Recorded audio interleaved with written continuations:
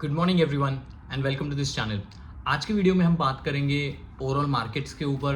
F की जो कल बाइंग आई उसके ऊपर थोड़ा सा डिस्कशन करेंगे और मेन टॉपिक के ऊपर आएंगे। जिस स्टॉक की हम इस वीडियो में बात कर रहे हैं वो है पीएनजी ज्वेलर्स। बहुत सारे लोगों ने मुझे कमेंट में पूछा था कि एक अच्छे रीजनेबल पी वैल्यूएशन का हाई ग्रोथ स्टॉक की थोड़ी एनालिसिस करना। There is no buy and sell recommendation. You can take an advice from your financial adviser and then think of investing any of the stock discuss in this channel. तो उसके बारे में बात करेंगे, PNG jewellers के बारे में। और पहले तो आते हैं हमारे मार्केट्स के ऊपर।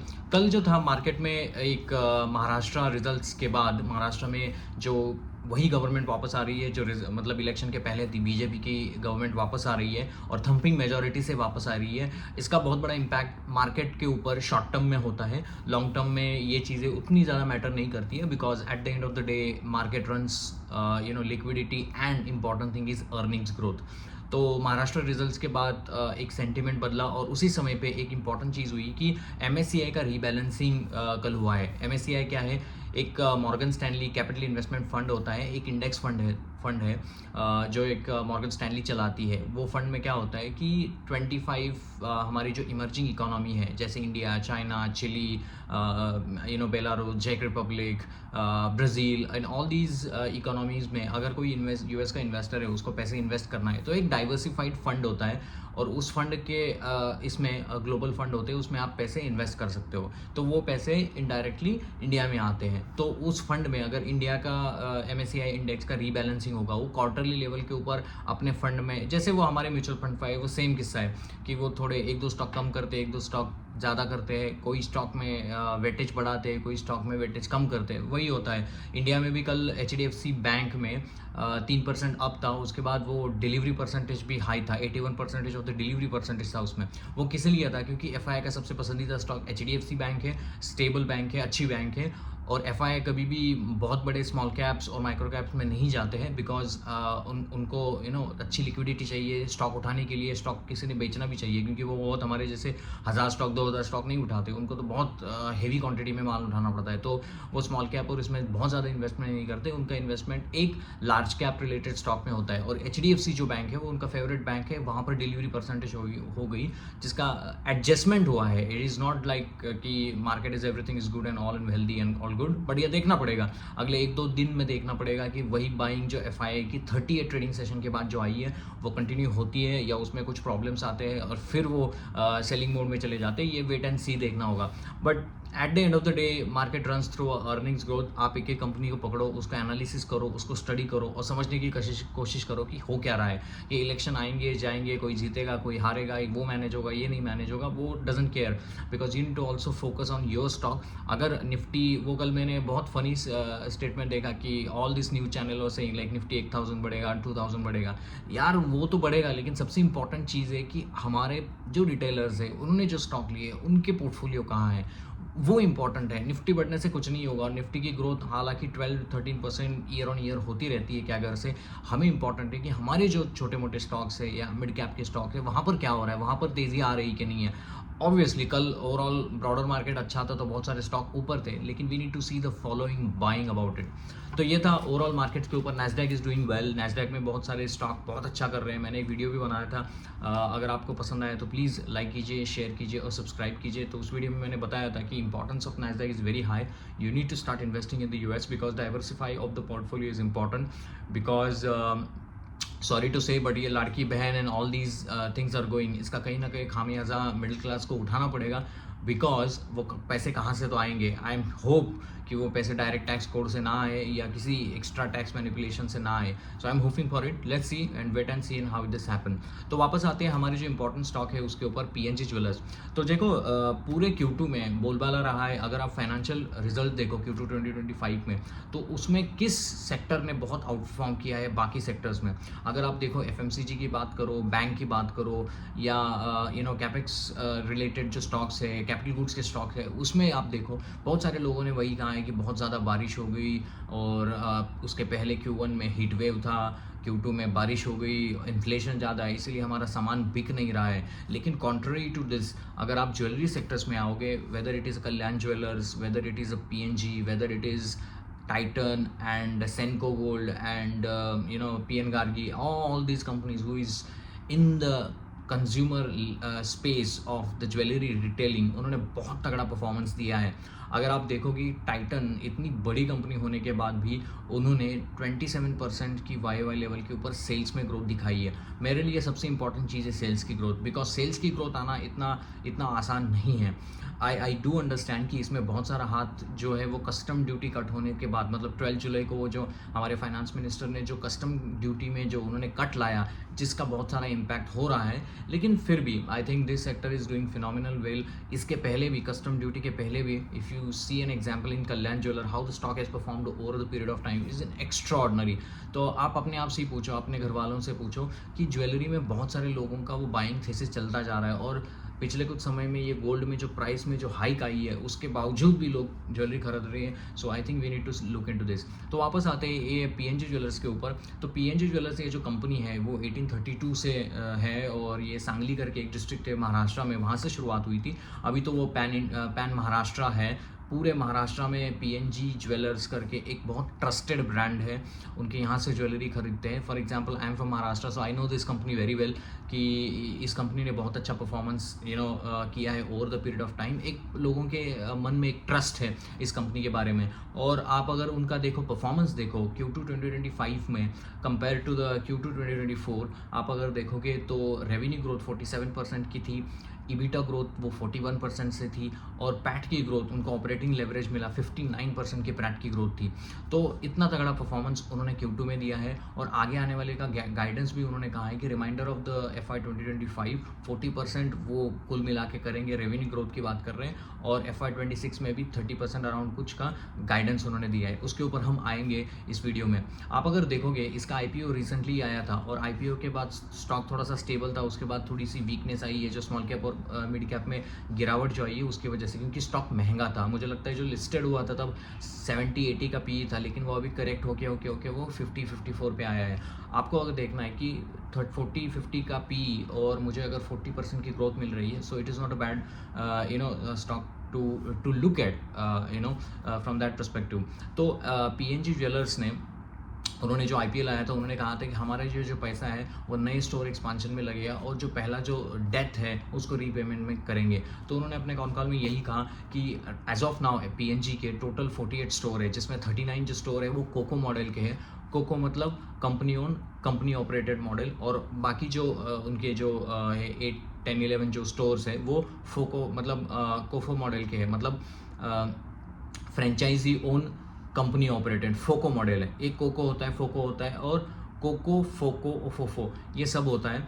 तो इसमें क्या डिफरेंस होता है कि कंपनी ऑपरेटेड, कंपनी ओन्ड और कंपनी ऑपरेटेड अगर शॉप है तो उसका जो रिटेलिंग का जो स्टोर होता है वो बड़ा होता है, 3500 से लेके 4500 का स्क्वायर फीट का होता है। अगर कंपनी ऑपरेटेड और कंपनी ओन्ड स्टोर है तो उसमें मार्जिन ज़्यादा रहते हैं, क्योंकि आप किसी को रॉयल्टी नहीं दे रहे हो, मतलब किसी से वो दूसरा कोई मैनेज नहीं कर रहा है आपका, तो वो उसमें बात होती है, और आपका कंट्रोल सब क्या आपके हाथ में होता है, ठीक है। तो उसमें मार्जिन भी ज़्यादा होता है।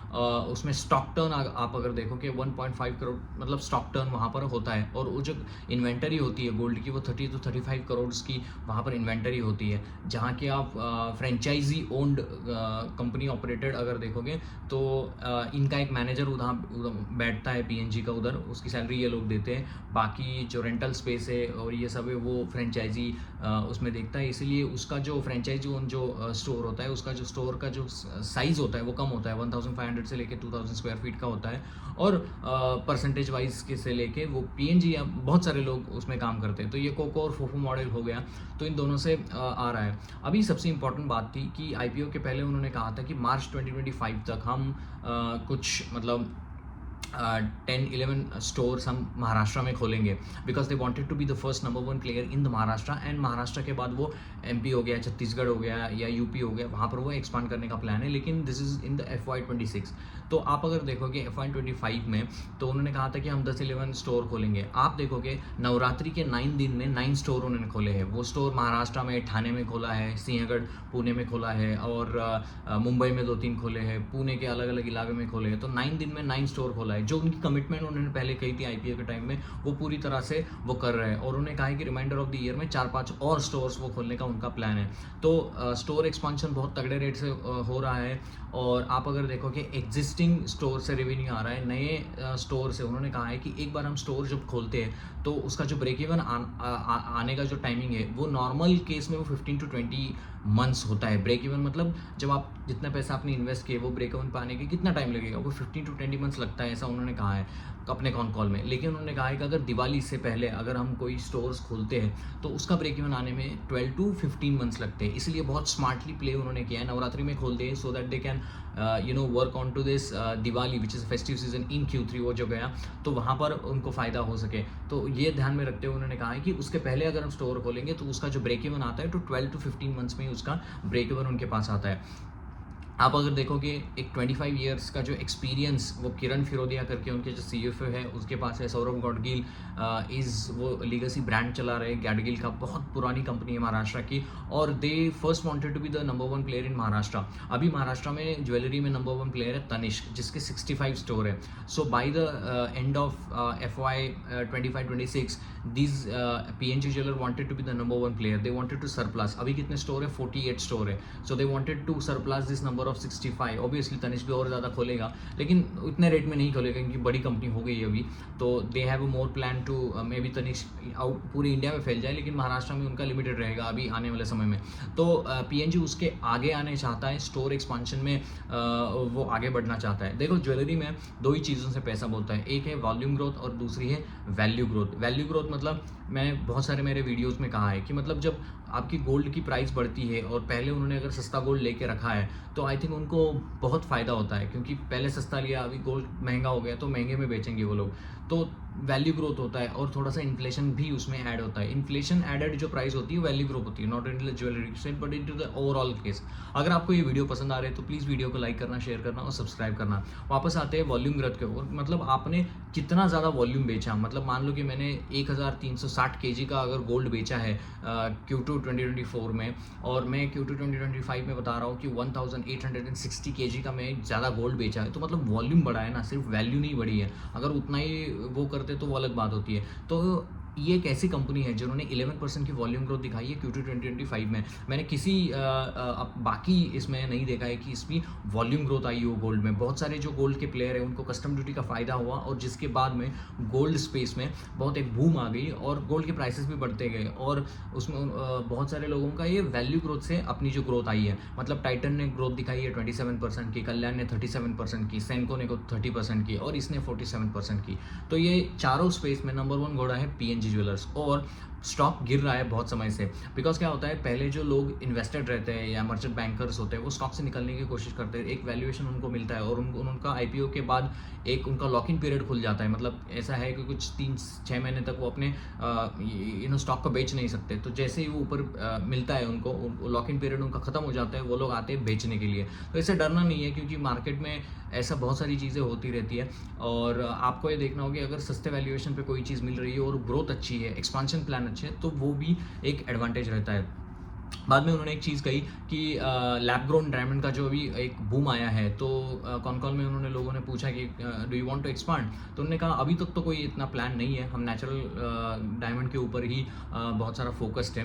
और ज्वेलरी में बहुत सारा एक इंपॉर्टेंट पॉइंट होती है वो स्टड रेशो होता है। स्टड रेशो मतलब कि आपका जितना गोल्ड का सेल हो रहा है उस कंपेरेटिवली प्लैटिनम और डायमंड का सेल कितना हो रहा है। तो अभी जो उनका जो स्टड रेशो है तो वो 10 to 11% है, which in my opinion has to grow in upwards। और सौरभ गाडगिल उनके जो CEO है उन्होंने वही कहा कि 15% की जो ग्रोथ है 15% हम चाहते हैं कि हमारा स्टड रेशियो जो पहुँचे FY 26 या 2-3 साल में, वो उसको टारगेट कर रहे हैं। सो दे नो दैट कि हम इसमें थोड़ा सा लैग कर रहे हैं, लेकिन वो बोलते हैं कि हमारा जो कस्टमर है वो हम कस्टमर को जानते हैं, because we have a royalty programme, हम उनके साथ 1-to-1 कम्युनिकेशन पे है, सो वी नो बेटर। तो उनका जो फोकस है only on the gold jewellery है, इसीलिए we are not growing that much into this diamonds and platinum. But yes, the plan is there that in next upcoming days that they will improve on this side, on the stud ratio side, ठीक है। और उन्होंने कहा है कि उनका जो 30% order आता है वो मेक टू ऑर्डर होता है। मेक टू ऑर्डर होता है मतलब कि आपका कोई वेडिंग है, आपके भाई का है, बहन का है, तो पहले ही ऑर्डर दे के रखो कि मुझे इस डिज़ाइन का गोल्ड बना के देना है। तो वो लोग क्या करते हैं, उसके बाद वो अपने काम पे चले जाते हैं। तो इससे क्या होता है, इन्वेंटरी उनकी ज़्यादा पड़ी नहीं रहती है। इन्वेंटरी जो होती है, मतलब ये गोल्ड ज्वेलर को क्या करना पड़ता है, पहले अगर गोल्ड सस्ता हो गया तो अपनी इन्वेंटरी गोल्ड को खरीदते, अपने इन्वेंटरी में रखते, और जैसे ही कस्टमर की डिमांड आती है उसके बाद वो बनाते हैं। दूसरा एक मॉडल होता है कि कोई इन्वेंटरी रखता है और इन्वेंटरी रखने के बाद उसके मेक इन ऑर्डर नहीं होते, उसके ऑर्डर जो हम बनाते हैं उसको ही बेचते हैं। तो जिसमें इसमें क्या होता है कि इन्वेंटरी फंसने का बहुत ज़्यादा चांसेस रहता है। वो पीएनजी में नहीं है, क्योंकि 30% ऑर्डर मेक टू ऑर्डर है, मतलब ऑर्डर आया तभी हमने बनाया, उसके पहले बना के रखते नहीं है। अगर बना के रखने का पॉइंट होता है तो इन्वेंटरी होता। सौरभ गाडगिल ने यही भी कहा कि ये जो कस्टम ड्यूटी का कट हुआ है, कस्टम ड्यूटी कट होने के पहले क्या था कि उन्होंने पहले अपना कुछ गोल्ड लेके रखा था, तो वो इन्वेंटरी में रहता है, और उस कस्टम ड्यूटी कट होने की वजह से उनको थोड़ा नुकसान होगा ना, क्योंकि जो लैंडिंग कॉस्ट है वो कम हो गई, लेकिन उन्होंने महंगा खरीदा पहले, क्योंकि उनको पता नहीं था कस्टम ड्यूटी आए कम हो जाएगी, इसीलिए उन्होंने खरीद के रखा था। तो 18 करोड़ का जो लॉस उन्होंने Q2 2025 में लिया है कस्टम ड्यूटी की वजह से। तो कस्टम ड्यूटी की वजह से बाकी भी प्लेयर के कंपैरेटिवली सबका हुआ है, ऐसा नहीं कि सिर्फ इनका ही लॉस हुआ है। 18.5 करोड़, मतलब प्रॉफिट में जो नंबर दिख रहा है आपको, उसमें से 18.5 करोड़ जो ये लॉस है इन्वेंटरी का, क्योंकि वो जो महंगा खरीदा और इन्वेंटरी में रखा और बाद में कस्टम ड्यूटी कम हो गई, तो इसकी वजह से थोड़ा लॉस हो गया उनको। तो आप अगर देखोगे तो वो सबके साथ हुआ है, लेकिन इनके साथ कम हुआ है, ऐसा उन्होंने कहा है। और आगे जाके ये वन ऑफ था, ये लॉस उन्होंने ले लिया, और आगे जाते समय अभी इन्वेंटरी लॉस नहीं लगा, क्योंकि ना गोल्ड खरीद रहे और उसके हिसाब से वो अभी मार्केट में बेच रहे हैं। इनका गोल्ड कहाँ से आता है, ये कहाँ से बनाते हैं, ये नॉर्मली स्काई गोल्ड जैसे जो मैन्युफैक्चरर्स है जहाँ से वो गोल्ड बनाने का काम करते हैं। आप स्काई गोल्ड भी देखो, ट्मेंडस ग्रोथ है। मतलब मुझे लगता है ये जो मैन्युफैक्चरिंग और कॉन्ट्रैक्ट मैन्युफैक्चरिंग के लोग हैं ना, वो दे आर डूइंग फैबुलस। आप एसी की बात कर लो, ज्वेलरी की बात कर लो, एसी में पीजी इलेक्ट्रोप्लास्ट, एम्बर्स, और एक कंपनी है ओपैक ड्यूरेबल समथिंग, तो वो एक कंपनी अच्छे कर रही है। कॉन्ट्रैक्ट मैन्युफैक्चरिंग में, ज्वेलरी में बहुत सारी कंपनी अच्छी कर रही है। तो आपको ये देखना होगा, समझना होगा कि किस तरीके से ज्वेलरी स्पेस आगे बढ़ रहा है। और उन्होंने कहा है कि अगले आने वाले सालों में कुछ अभी लास्ट ईयर कुछ 6000 करोड़ का रेवेन्यू किया था, इस साल 8000 करोड़, और FY26 में कुछ 9500 करोड़ का अपना गाइडेंस देने की उन्होंने बात कही है। तो मतलब लगभग अराउंड 40% की गाइडेंस है ही है ये उनके स्टेटमेंट में। और सबसे इंपॉर्टेंट चीज़ है कि गाइडेंस आगे रिवाइज भी हो सकती है depending on the market segment, और डिपेंडिंग ऑन द उनको जो उन्होंने नए स्टोर लिए हैं उनका जो रिस्पॉन्स उनको कैसा आता है, फीडबैक कैसा आता है, तो उससे वो अपने रेवेन्यूज़ को मोनेटाइज करेंगे और आगे जाके उसमें रेवेन्यू गाइडेंस भी चेंज कर सकते हैं। दूसरी चीज़ होती है कि ज्वेलरी में सबसे इंपॉर्टेंट चीज़ होती है कि नए स्टोर्स क्यों खोलने हैं। नए स्टोर खोलने से क्या होता है, आपकी रीच बढ़ती है, और एग्जिस्टिंग स्टोर से तो आपको रेवेन्यू आता है, लेकिन नए स्टोर से भी आपको रेवेन्यू आता है। तो इसीलिए पर स्टोर रेवेन्यू वो इंपॉर्टेंट होता है। इनका कुछ 120-130 करोड़ अगर मैच्योरिटी हो जाए, नया स्टोर खुल जाए, और 12-15 मंथ्स के बाद या मतलब 2 साल के बाद देखा जाए तो वो स्टोर मैच्योर हो जाता है, लोगों को पता चल जाता है, लोग आर वेरी श्योर कि हाँ पीएनजी का स्टोर खोला है, तो वहाँ से जो उनकी ग्रोथ आती है तो 120-130 करोड़ का उनका रेवेन्यू वहाँ से आने का उनका प्लान है। पहले तो उनको ब्रेक इवन आने के लिए, जैसे मैंने कहा कि दिवाली के पहले खोला तो 12-15 का मंथ का ब्रेक इवन आता है, उसके बाद में खोला तो मतलब 15-20 मंथ्स उनको लगते हैं कि वो ब्रेक इवन पे आ जाए। तो पीएनजी ज्वेलर्स अपने इंडस्ट्री में बहुत अच्छा कर रहा है, गाइडेंस अच्छा दे रहा है, उनके जो बाकी जो स्टेटमेंट है वो भी अच्छे हैं, और उन्होंने कहा है कि आप अगर देखोगे कि ये growth will continue, they don't see any hindrance. उन्होंने, लोगों ने पूछा कि ये जो मेक इन ऑर्डर के ऊपर जो डिस्काउंटिंग दे रहा है, मतलब वो ये नहीं लोग दे रहे, मतलब पूरे ओवरऑल ज्वेलरी स्पेस में चल रहा है कि डिस्काउंटिंग हो रही है मेक इन ऑर्डर के ऊपर, और गोल्ड महंगा हो गया है, इसका इंपैक्ट आपको दिख रहा है कि नहीं। तो उन्होंने कहा नहीं, हम तो अभी डिस्काउंट देते नहीं, हमारा रॉयल्टी प्रोग्राम होता है, तो बहुत सारे कस्टमर हमारे साथ डिकेड से जुड़े हुए हैं, तो वही लोग हमारे पास वापस आते हैं और ऑर्डर के लिए वो पूछते हैं।